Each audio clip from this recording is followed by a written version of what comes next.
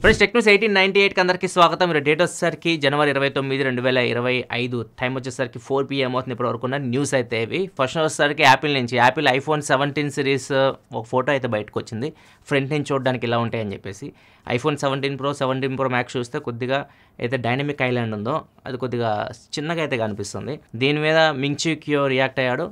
ఏదైతే iPhone 16 Pro Max మీరు చూస్తున్నారు సేమ్ అలానే ఫ్రంట్ సైడ్ అయితే ఉంటాయి. 17 Pro Max కూడా ఏం డిఫరెన్స్ అయితే ఉండదు. బ్యాక్ సైడ్ మాత్రం చేంజ్ అవ్వచ్చు అని చెప్తున్నాడు. బ్యాక్ సైడ్ కూడా చాలా రకరకాల రూమర్స్ వస్తున్నాయి, ఇట్లా ఉండొచ్చు అని చెప్పేసి.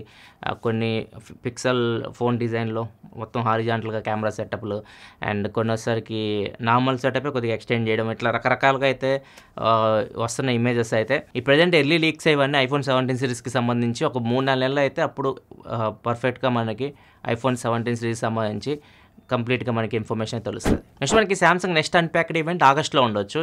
June, July, August, mostly July ఆగస్ట్లో ఉండొచ్చు.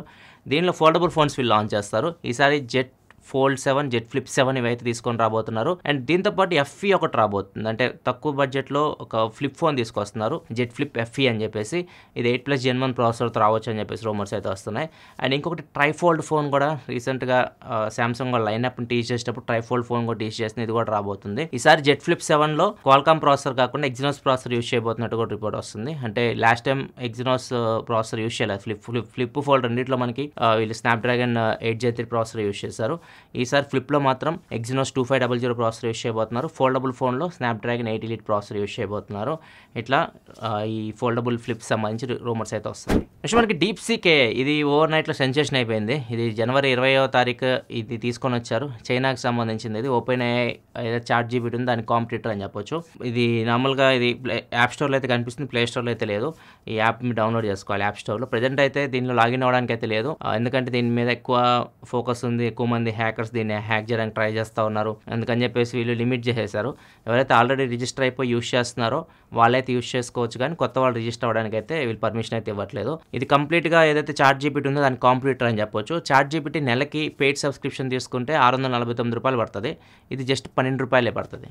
సేమ్ అది చేసే పనులు ఇది చేస్తుంది, చీప్గా వచ్చేస్తుంది. సో చీప్గా వస్తుందంటే దీన్ని తయారు చేసింది ఎవరో మీకు అర్థమైపోయి ఉంటుంది. చైనాకు చెందిన కంపెనీ దీన్ని అయితే తయారు చేసింది ఈ మోడల్ని. అండ్ దీన్ని ట్రంప్ కూడా మెచ్చుకున్నాడు, అమెరికా అధ్యక్షుడు డొనాల్డ్ ట్రంప్ కూడా. ఎందుకంటే ChatGPT వీళ్ళు మొత్తం తయారు చేయడానికి $100 million ఖర్చు అయితే DeepSeek AI తయారు చేయడానికి వీళ్ళకి $6 million ఖర్చు పెట్టారు. సేమ్ అది చేసే పని ఇచ్చేస్తుంది. సో మీరు డబ్బులను ఎలా ఎఫిషియెంట్గా యూజ్ చేసి మీరు చేయాలో చూసి నేర్చుకోండి అన్నట్లుగా ట్రంప్ అయితే దీన్ని మెచ్చుకున్నాడు. అండ్ దీనికి ఏదైతే సంస్థలు ఉంటాయి, ఎన్విడియా కూడా ఇప్పుడు ChatGPTలో ఇన్వెస్ట్మెంట్ అయితే చేస్తుంది. ఈ స్టాక్స్ అన్ని పడిపోయినాయి. ఎన్విడియా స్టాక్ దగ్గర 16% అయితే డౌన్ అయింది. ఎందుకంటే ఇప్పుడు DeepSeek AIకి ఎక్కువ పాపులారిటీ వచ్చింది అనుకోండి, ఖచ్చితంగా ChatGPT డౌన్ అయిపోయింది. అందుకని చెప్పేసి ChatGPT ఏదైతే ఇన్వెస్ట్మెంట్ చేశారో వాళ్ళ స్టాక్స్ అన్ని డ్రాప్ అవుతున్నాయి. నెక్స్ట్ మనకి యూట్యూబ్లో కొంతమందికి గంటల్లో యాడ్స్ వస్తున్నాయి. నార్మల్గా మనకి యాడ్స్ చూస్తే మనం మొబైల్లో 15 సెకండ్లు స్కిప్ చేయొచ్చు. టీవీలో అనుకోండి 30 seconds, మ్యాక్సిమం 1 minute ఉంటే అంత మించి ఉండవు. ఇది చూసి దగ్గర 1 hour యాడ్స్ అయితే కనిపిస్తున్నాయి. సో దీన్ని చాలామంది స్క్రీన్ షాట్ తీసి మరి షేర్ చేస్తున్నారు. దీని మీద యూట్యూబ్ స్పోక్ పర్సన్ అయితే రియాక్ట్ అయ్యారు. అండ్ కొంతమంది యాడ్ బ్లాకర్లు యూస్ చేస్తున్నారు. యాడ్ బ్లాకర్లు డిటెక్ట్ చేసి ఇట్లా కూడా వస్తాయి అని చెప్పేసి చెప్తున్నారు. దీని మీద ఇన్వెస్టిగేషన్ చేస్తున్నాం మేము, దీనికి ఎందుకు ఎంత పెద్ద యాడ్లు వస్తున్నాయో కూడా మేము ఇన్వెస్టిగేషన్ చేస్తాం అన్నట్టు కూడా చెప్తున్నారు. మీకు వచ్చిన ఎప్పుడైనా గంటల యాడ్లు స్కిప్ కాకుండా ఒకసారి కింద కామెంట్ చేసి చెప్పండి. నెక్స్ట్ న్యూస్లోకి వెళ్ళే ముందు డీల్ ఆఫ్ ది డే చూసుకుంటే Samsung Galaxy watch 6 LTE model మీకు చాలా తక్కువ రేట్కి వస్తుంది. ఇది మీకు ప్రైస్ కట్ అయింది 16,999కి అయితే వస్తుంది LTE మోడల్. నెక్స్ట్ మనకి వివో నుంచి వివో V15 తీసుకురాబోతుంది ఫిబ్రవరి 18వ తారీఖు. మోస్ట్లీ రూమర్ ప్రకారం డేట్ అయితే ఇది. ఫిబ్రవరిలో అయితే వివో V50 వస్తుంది. ఈసారి కూడా సేమ్ అయితే 7 Gen 3 processor last generation use అదే ప్రాసెసర్ యూస్ చేస్తారు అని చెప్పేసి రూమర్స్ వస్తున్నాయి. సేమ్ ప్రాసెసర్ V30లో కూడా యూస్ చేస్తారు వీళ్ళు.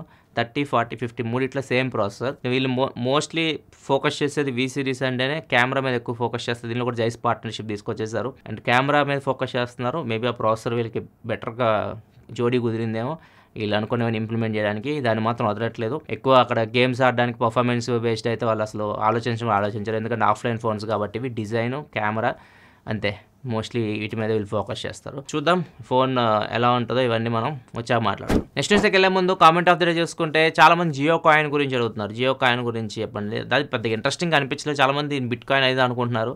బిట్ కాయిన్గా తొక్కగాదు ఇది నార్మల్ రివార్డ్ పాయింట్స్ అనమాట. వీళ్ళు కాన్సెప్ట్ ఏంటంటే వీళ్ళు బ్రౌజర్ని తయారు చేస్తారు, జియోస్పియర్ అని చెప్పేసి. ఆ బ్రౌజర్ మీరు డౌన్లోడ్ చేసుకోవాలి మీ ఫోన్లో. దాన్ని డిఫాల్ట్ బ్రౌజర్గా చేసుకోవాలి. మీరు క్రోమ్ బ్రౌజర్ ఇట్లాంటి యూస్ చేయడానికి ఉండదు, దాన్నే మీరు యూస్ చేయాలి. మీరు ఆ బ్రౌజర్ ఇన్స్టాల్ చేసుకున్న తర్వాత దానిలో మీరు అకౌంట్ క్రియేట్ చేసుకుని లాగిన్ అయిపోవాలి. లాగిన్ అయిన తర్వాత మీరు ఆ బ్రౌజర్ యూస్ చేసే కొద్దీ అక్కడ మీకు రివార్డ్ పాయింట్స్ అయితే వస్తూ ఉంటాయి. వాటిని జియో కాయిన్స్ అంటారు. వాటిని మీరు ఫ్యూచర్లో జియోకి సంబంధించి ఉంటాయి, రిలయన్స్ వాళ్ళు చాలా ఉంటాయి కదా, రీఛార్జ్లు కానీ బ్రాడ్బ్యాండ్ రీఛార్జెస్ కానివ్వండి, అండ్ ఇంకా ఎవరు షాపింగ్ ఇట్లాంటివి ఉంటాయి, వాటిలో మీరు ఆ కాయిన్స్ని అయితే యూస్ చేసుకోవచ్చు అనమాట. రివార్డ్ పాయింట్స్ లాగా ఇవి. సో దీనికి క్రిప్టో కరెన్సీ సంబంధమే లేదు. చాలామంది ఇది క్రిప్టో కరెన్సీ బిట్ కాయిన్ పోటీ అది అంటున్నారు, అంత ఏం లేదు, దానికి దీనికి సంబంధం కూడా లేదు. నెక్స్ట్ మనకి క్యానలిసిస్ రిపోర్ట్ ప్రకారం చూసుకుంటే Indian smart phone market 4% down అయింది Q4 2024లో. ఎక్కువ మంది ఫోన్స్ అయితే కొన్నారు, సేల్స్ బాగానే జరిగినాయి. కాకపోతే మార్కెట్ షేర్ అయితే డ్రాప్ అయింది. ఫస్ట్ టైం యాపిల్ టాప్ 5లోకి అయితే వచ్చింది. టాప్ 5లో ఇప్పుడు యాపిల్ కనిపిస్తుంది. 5th ప్లేస్లో యాపిల్ అయితే ఉంది. ఫస్ట్ ప్లేస్లో వచ్చేసరికి వివో ఉంది. వివో వచ్చేసరికి 7.5 మిలియన్ యూనిట్ షిప్ చేసింది. సెకండ్ ప్లేస్లో షామీ ఉంది, 5.7 మిలియన్ యూనిట్ షిప్ చేసింది. శాంసంగ్ వచ్చేసరికి 5.4 మిలియన్. ఒప్పో 4th ప్లేస్లో 4.2 మిలియన్తో ఉంది. అండ్ యాపిల్ 5th ప్లేస్లో 4 మిలియన్ యూనిట్స్. సో మెయిన్ యాపిల్కి ఈ సేల్ ఉంది కదా, సేల్లో వీళ్ళు ఫెస్టివల్ ఆఫర్స్ అయితే తీసుకొని వచ్చారు. సో వాటి వల్ల వీళ్ళకి ఇన్ని సేల్స్ అయితే అయినాయి. ఎందుకంటే ఇప్పుడు మనం చెప్పిన ఫోన్స్ అన్ని బడ్జెట్లో కూడా దొరుకుతాయి. వివో కానీ, ఒప్పో కానీ, శాంసంగ్ కానీ, ఇవన్నీ బడ్జెట్లో కూడా ఫోన్స్ ఉన్నాయి. యాపిల్ మాత్రం అన్ని హై అండ్ ఫోన్సే ఉంటాయి. సో అన్ని ఫోన్స్ వీళ్ళు 4 మిలియన్ ఫోన్స్ షిప్ చేయడం అంటే ఆషామాషి కాదు. సో వీళ్ళకి ఫెస్టివల్ కూడా కలిసి వచ్చింది. సో దానిలో భాగంగానే ఇన్ని ఫోన్స్ అయితే యాపిల్ షిప్ చేయగలిగింది. నెక్స్ట్ మనకు సోనీ ఒక కాన్సెప్ట్ అయితే రిలీజ్ చేస్తుంది, ఫ్లయింగ్ కార్ మీద వర్క్ చేస్తాం అని చెప్పేసి. సో ఇది కాన్సెప్ట్ మాత్రమే. సో ఇది ఎలా ఎగురుతుందో కూడా అర్థం కావట్లేదు. మనకి వింగ్స్ ఇట్లాంటివి కూడా ఏం లేవు. మనకి డ్రోన్స్ టైప్లో ఉంటాయి కదా మనకి, ఫ్యాన్స్ ఇట్లా ఏమీ లేవు. అది డైరెక్ట్ గాల్లో అయితే ఎగురుతూ ఉంది. అది మరి ఎలా ఎగురుతుందో దాని గురించి ఏమి ఇన్ఫర్మేషన్ ఏం ప్రొవైడ్ చేయలేదు. జస్ట్ అయితే మేము ఒక కాన్సెప్ట్ని వర్క్ చేస్తున్నాం, ఫ్లయింగ్ కార్ మీద తొందరలో తీసుకొస్తాం అంటున్నారు. తొందరలో అంటే అది ఎన్ని సంవత్సరాలు పడేదో తెలియదు. నెక్స్ట్ మనకి తెలంగాణ హైకోర్టు అండర్ 16 16 ఏళ్ళలో పిల్లలు మిడ్ నైట్ షోస్కి వెళ్ళడానికి లేదని చెప్పేసి తీర్పు అయితే ఇచ్చింది. ఒకవేళ మీరు సినిమా చూడాలనుకుంటే 16 ఏళ్ళ లోపు మీ ఏజ్ అయితే మాత్రం 11 to 11 మార్నింగ్ 11 నుంచి ఈవినింగ్ 11 వరకు మీ షోస్ కంప్లీట్ అయ్యేటట్లు చూసుకోవాలి.